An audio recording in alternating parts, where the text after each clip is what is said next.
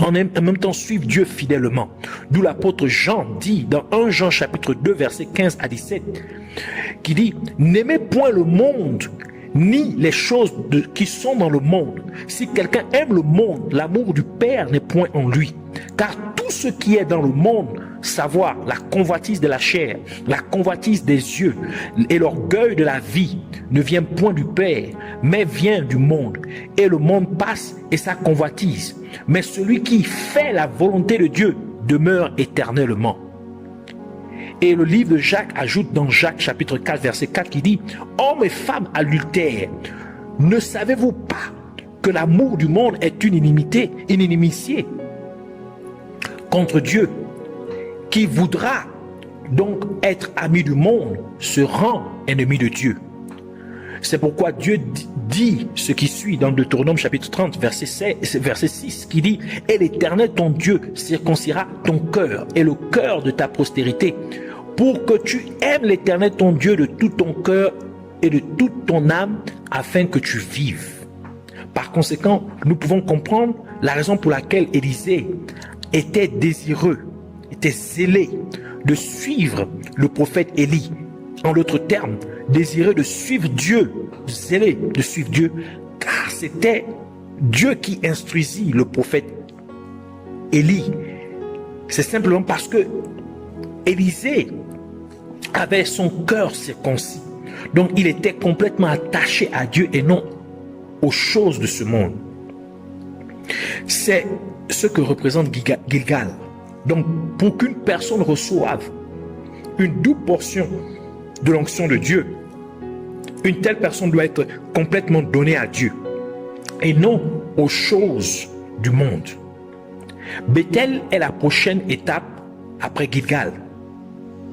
Bethel est la prochaine phase à suivre pour recevoir une double portion de l'onction de Dieu. Bethel, qui signifie la maison de Dieu, est le premier endroit où vous devez partir de Gilgal pour recevoir la double portion de l'onction de Dieu. Genèse chapitre 28 verset 16 à 19 qui dit: et Jacob s'éveilla de son sommeil et dit: certainement l'Éternel est en ce lieu-ci et je n'en savais rien. Et il eut peur et dit que ce lieu est redoutable. C'est ici la maison de Dieu et c'est ici la porte des cieux. Et Jacob se leva de bon matin et prit la pierre dont il avait fait son chevet et la dressa en monument. Et il versa de l'huile sur son sommet. Et il appela ce lieu-là Bethel, maison de Dieu, tandis qu'auparavant la ville s'appelait Luz. Cela implique qu'une fois que le croyant a résolu dans son cœur de suivre complètement Jésus-Christ et d'abandonner les choses du monde, il doit maintenant se retrouver dans la maison de Dieu, qui est le rassemblement des vrais croyants en Jésus-Christ. Cela se réfère à une véritable église locale de Dieu, car Dieu se trouve dans sa maison, comme Jacob l'a mentionné au verset 18 du passage des Écritures ci-dessus. Et la maison de Dieu est l'endroit où les vrais croyants se réunissent pour louer et adorer Dieu. D'où Jésus-Christ a dit dans Matthieu chapitre 18 verset 20: car où il y a 2 ou 3 personnes assemblées en mon nom, j'y suis au milieu d'elles. Dans la maison de Dieu, c'est là que vous recevrez la puissance pour la prochaine étape. En louant et en adorant Dieu en vérité et en esprit avec d'autres croyants, vous tirez beaucoup de puissance de la présence de Dieu. L'étape suivante est Jéricho. Jéricho signifie un lieu de parfum. Cela signifie que c'est un endroit où beaucoup de prières est nécessaire, tel que les prières du peuple de Dieu montent vers Dieu comme un doux parfum ou comme un encens, comme le roi David le dit à Dieu dans Psaume 141 verset 2 qui dit: que ma prière vienne devant toi comme le parfum et l'élévation de mes mains comme l'oblation du soir. C'est la raison pour laquelle lorsque le prêtre Zacharias offrait des parfums dans le lieu saint à l'intérieur du temple, les gens priaient à l'extérieur du temple exactement au moment de l'offrande des parfums. Luc chapitre 1, versets 10 à 13 qui dit « Et toute la multitude du peuple était dehors en prière à l'heure qu'on offrait les parfums. Alors, un ange du Seigneur lui apparut, se tenant debout au côté droit de l'autel des parfums. Et Zacharie, le voyant, en fut troublé, et la frayeur le saisit.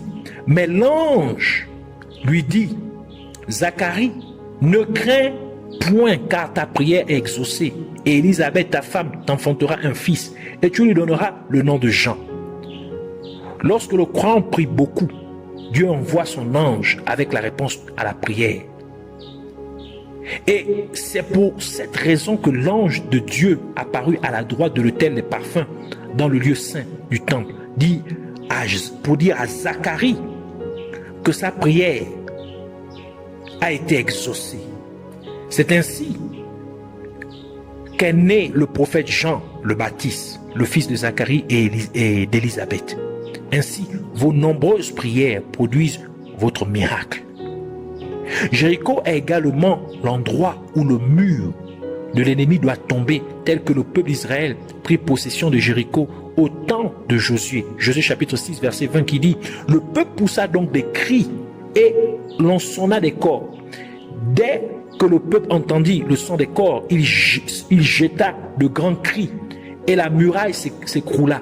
Et le peuple monta dans la ville, chacun devant soi, et ils prirent la ville. » Jéricho est aussi le lieu où la vue spirituelle du peuple doit être restaurée, tel que Jésus-Christ a rétabli la vue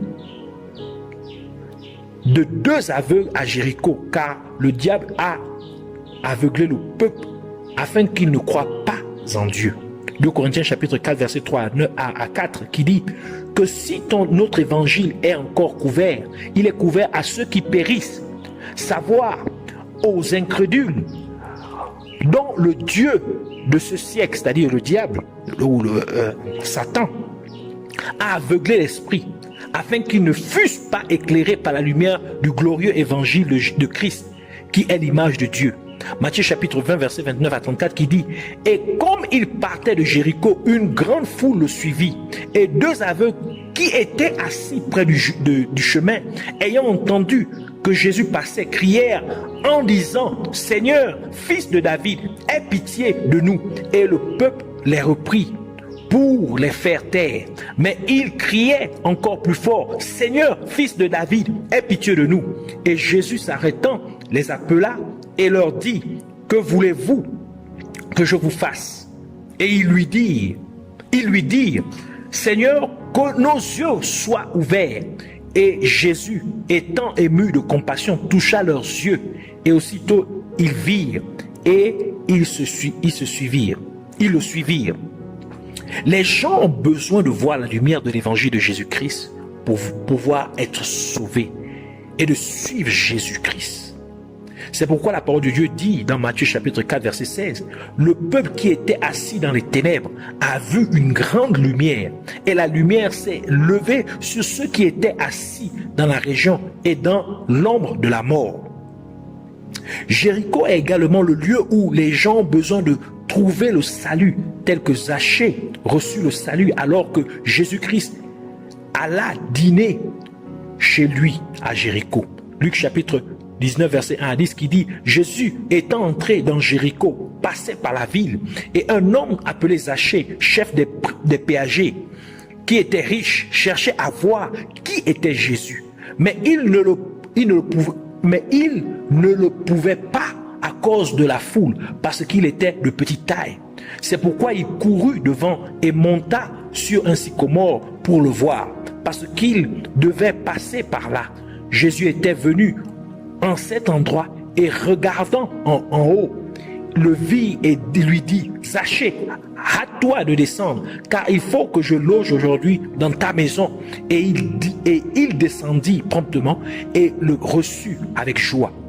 Et tous ceux qui virent cela murmuraient, disant « qu'il était entré chez un homme de mauvaise vie pour y loger. Et Zachée, se présentant devant le Seigneur, lui dit, « Seigneur, je donne la moitié de mes biens aux pauvres. Et si j'ai fait tort à quelqu'un en quelque chose, je lui en rends 4 fois autant. » Sur quoi Jésus lui dit, « Le salut est entré aujourd'hui dans cette maison parce que celui-ci est aussi un enfant d'Abraham.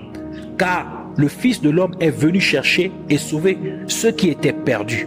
Ainsi, Jéricho est l'endroit où le croyant se propose d'être un instrument utile pour l'accomplissement de la volonté de Dieu, amenant ainsi les gens à être sauvés. Et ce faisant, le croyant se rend éligible à une effusion de l'onction de Dieu pour l'aider dans l'accomplissement de la volonté de Dieu. La dernière étape est le Jourdain. La phase finale du voyage pour recevoir une double portion de l'onction de Dieu est le Jourdain. Dans la langue hébraïque, il se prononce Yarden, qui signifie celui qui descend ou qui coule. Dans la langue arabe, on l'appelle Naresh Sheria, ce qui signifie le point d'eau, car c'est le point principal, c'est le fleuve principal de Palestine. Le Jourdain prend naissance dans les neiges d'Hermon, du mont Hermon, qui alimente ces fontaines pérennes. On parle généralement de deux fontaines, deux sources. Par conséquent, le Jourdain représente le lieu où l'onction de Dieu est censée descendre ou couler, venant de Dieu, d'où pour être reçu par les croyants.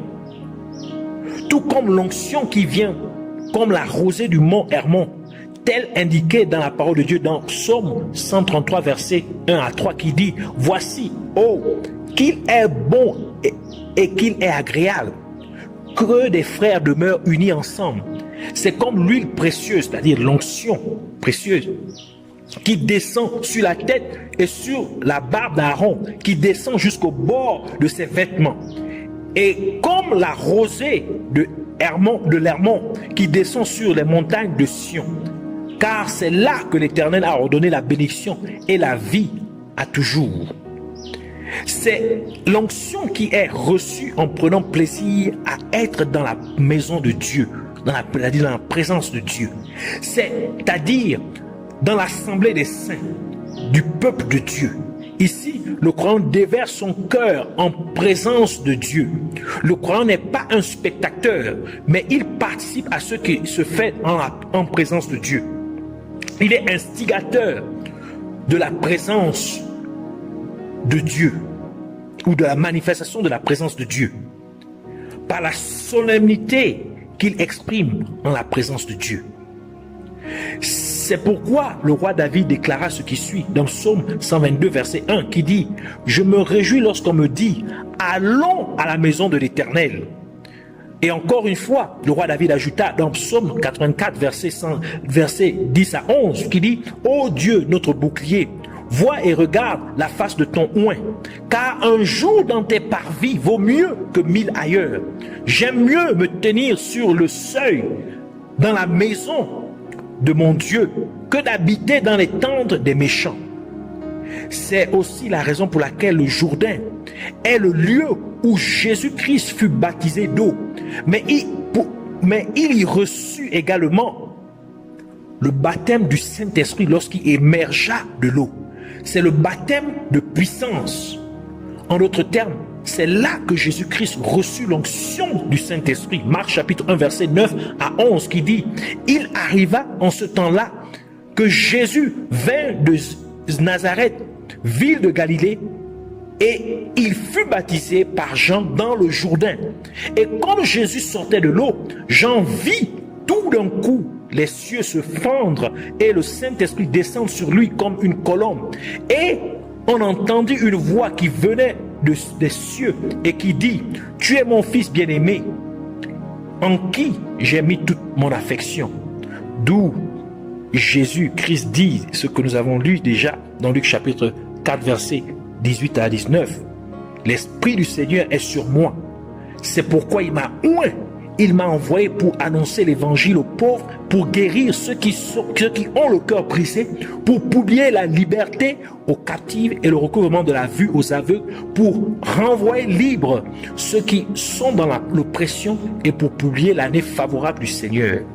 C'est pourquoi, à maintes reprises, lorsque les croyants sont rassemblés et qu'il y a un temps de prière et d'adoration intensif, les gens reçoivent le baptême du Saint-Esprit, qui est la transmission de la puissance de Dieu pour équiper le croyant pour la mission que Dieu lui a assignée. C'est ici le parcours ou les principes qu'un croyant devrait mettre en pratique pour pouvoir attirer sur lui une double portion de l'onction de Dieu afin de pouvoir traiter le mal qui s'est accru dans ces derniers jours dans lesquels nous vivons. Cette onction est nécessaire, comme il était nécessaire pour que Élisée puisse traiter le problème de Jézabel. Alors nous allons prier pour demander à Dieu, premièrement, pour le remercier, premièrement, pour sa parole. Nous voulons prier pour demander à Dieu, au nom de Jésus-Christ, d'inciter chaque être humain à avoir son cœur complètement donné à Dieu et non aux choses de ce monde. Nous voulons aussi prier au nom de Jésus-Christ pour demander à Dieu d'amener chaque être humain à trouver une véritable église où il puisse adorer et louer Dieu en vérité, en esprit, et être membre de cette église locale. On prie aussi en demandant à Dieu, au nom de Jésus-Christ, de faire en sorte que chaque être humain prie beaucoup. Nous voulons prier également pour demander à Dieu d'inciter chaque être humain à se réjouir dans sa présence, à prendre plaisir dans sa présence, à aimer demeurer dans la présence de Dieu. Nous voulons prier aussi afin de demander à Dieu de libérer une double portion de son onction sur les êtres humains pour faire face à la méchanceté de ces derniers jours. Priez pour que Dieu renouvelle ces 3 types d'onction dans tous les coins du monde. Et enfin, nous voulons prier pour que Dieu puisse prier pour remercier Dieu d'avoir exaucé nos prières. Alors, joins-toi à moi en prière au nom de Jésus-Christ. Père éternel, nous te rendons toute la gloire, l'honneur et la majesté. Nous te disons merci. Merci du fond du cœur. Nous te remercions jamais assez pour tout ce que tu fais dans nos vies, pour tout ce que tu apportes, Seigneur, à chaque être humain. Merci, Seigneur, pour ta grâce. Merci de nous avoir parlé. Merci de nous avoir instruits. Merci de nous avoir prédisposés pour ce que, Seigneur, tu es sur le point de faire, Seigneur. Pour ce que ta main, Seigneur, est déjà étendue, Seigneur, pour opérer, Seigneur, dans ces derniers jours à travers le monde entier. Nous venons, Seigneur, prier afin que tu puisses faire grâce, afin que cette parole que tu nous as enseignée puisse maintenant prendre vie au nom de Jésus-Christ à travers le monde entier. Que tu amènes chaque être humain, Seigneur, à avoir son cœur complètement dévoué à toi, à te suivre, à suivre Jésus-Christ, à mettre ta parole en pratique, à obéir, Seigneur, à ta parole. Seigneur, au nom de Jésus-Christ, de ne pas faire comme ceux qui refusaient de prendre, Seigneur, Canaan en possession, qui eut peur, Seigneur, et qui doutaient de toi. Seigneur, nous te prions que nos cœurs, de même que Élisée était déterminé à suivre, il fut déterminé à suivre Élie partout où Élie devait se rendre avant qu'il ne soit enlevé.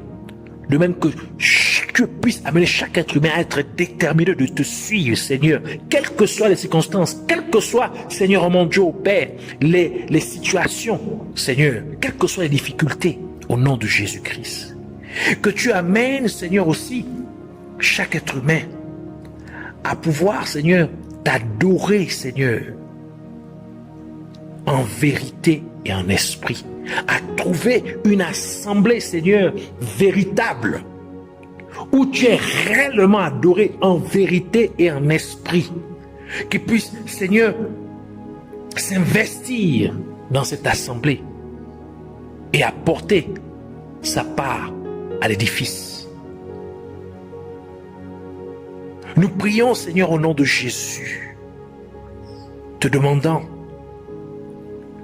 que tu amènes chaque être humain à prendre plaisir dans ta présence, à se réjouir dans ta présence, à aimer demeurer dans ta présence. Seigneur, mets ce désir en nous, comme tu as mis dans ton serviteur David, et ce qu'il a mené à dire que je me réjouis lorsqu'on me dit allons dans la maison de l'Éternel. Seigneur, que nous puissions nous réjouir chaque fois que nous avons l'opportunité de nous retrouver dans ta présence. Que à chaque instant, ce désir brûle en nous, en chaque être humain, de se retrouver dans ta présence. Et que cela nous amène, Seigneur, à prendre des temps, Seigneur mon Dieu Père, où nous puissions, Seigneur, nous donner dans la prière, dans l'adoration, dans la louange, à t'élever, à t'exalter, à interagir avec toi, dans une solennité, dans une sincérité totale, au nom de Jésus. Que nous puissions, Seigneur, nous donner dans le sacrifice, que tu, Seigneur, renouvelles ces trois types d'onction, comme tu viens de nous le révéler. L'onction royale, c'est-à-dire en établissant, Seigneur, dans tous les coins, dans tous les pays, tu renouvelles, Seigneur, maintenant, les chefs d'État, les personnes en autorité, qui viennent maintenant, Seigneur, pour établir, pour faire ta volonté. Qu'une nouvelle génération, Seigneur, de leaders, d'hommes politiques, viennent maintenant, Seigneur, pour, Seigneur, faire ta volonté, pour amener ta volonté à être établie, à être accomplie sur terre comme elle est faite dans le ciel. Au nom de Jésus-Christ. Que tu renouvelles l'onction sacerdotale, amenant des gens, Seigneur, dans tous les coins du monde, à intercéder, Seigneur, acharnement, pour que ta volonté s'accomplisse. Amener, Seigneur, cette requête que tu nous as donnée, de faire en sorte que ta volonté soit faite sur la terre comme elle est faite dans le ciel. Qu'elle puisse maintenant s'accomplir dans ces jours les derniers. Que tu renouvelles l'onction prophétique, afin que ton peuple soit enseigné véritablement, qu'il soit instruit, qu'il soit guidé, Seigneur, dans les voies, Seigneur, dans tes voies, au nom de Jésus, dans les voies de la justice, et qu'ils y demeurent, qu'ils soient encouragés, Seigneur. Que ceux qui sont démotivés, Seigneur, trouvent maintenant une nouvelle motivation, qu'ils retrouvent l'espoir, qu'ils retrouvent la foi en toi, et qu'ils la gardent jusqu'à la fin, au nom de Jésus.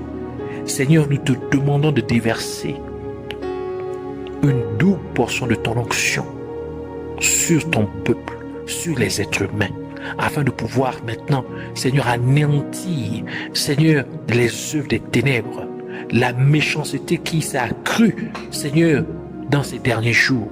Tu as dit le Fils de l'homme, c'est-à-dire Jésus-Christ, a apparu pour détruire les œuvres des ténèbres. Seigneur, manifeste maintenant cela. De la même manière que tu as répandu cette double onction sur ton serviteur Élisée, que tu puisses répandre maintenant cette double onction, l'onction qui était sur tous tes serviteurs dans le temps passé, qu'une onction double vienne maintenant, Seigneur, dans tout le monde, dans tout, Seigneur, qui se répand, elle puisse répandre sur toute la terre, au nom de Jésus, sur tes enfants, au nom de Jésus-Christ. Et que cette onction brise le joug du mal, le joug du méchant, le joug des ténèbres, au nom de Jésus-Christ. car l'onction vient pour briser le joug. Nous te disons merci de nous avoir écoutés, de nous avoir exaucés. Que la gloire, l'honneur et la majesté te soient rendues en toutes choses. Merci maintenant, Seigneur, de briser sur ton peuple le joug de la maladie, le joug de la pauvreté, le joug de la limitation, le joug de l'aveuglement physique, spirituel, le joug de l'infirmité, de la stagnation, de la procrastination, le joug de l'échec, le joug de la malédiction. Que cela soit brisé au nom de Jésus-Christ. Que le joug de la stérilité soit brisé au nom de Jésus-Christ. Le joug du célibat, le joug des divorces soit brisé au nom de Jésus. Le joug du péché soit brisé au nom de Jésus-Christ. Quel que soit le joug de l'ennemi, qu'il soit maintenant brisé sur les nations, qu'il soit brisé sur les peuples, qu'il soit brisé au nom de Dieu. Le joug de l'incrédulité soit brisé au nom de Dieu. Le joug de l'idolâtrie, le joug, Seigneur, de l'ignorance soit brisé au nom de Jésus-Christ. Merci encore pour tout. Que la gloire, l'honneur et la majesté te soient rendues en toutes choses. Au nom de Jésus, nous avons ainsi prié. Amen. Que Dieu vous bénisse.